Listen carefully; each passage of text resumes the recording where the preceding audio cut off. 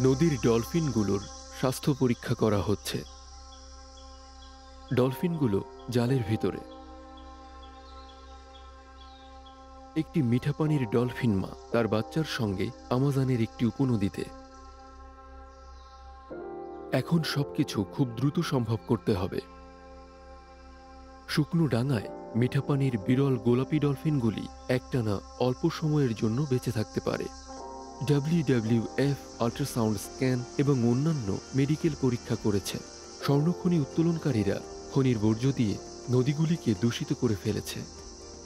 বিষাক্ত পারদ নদীতে মেশার এটা একটা কারণ। ভেবে দেখুন, মিঠা পানির ডলফিনের জন্য এটা কত বড় হুমকি। WWF এর বিজ্ঞানীরা এটাই বের করার চেষ্টা করছেন। GPS ট্রান্সমিটারের সাহায্যে বিজ্ঞানীরা আরও ভালো করে ডলফিনের রুটগুলি নিরীক্ষণ করতে পারেন, যাতে ভবিষ্যতে তাদেরকে আরও কার্যকরভাবে রক্ষা করা সম্ভব হয়।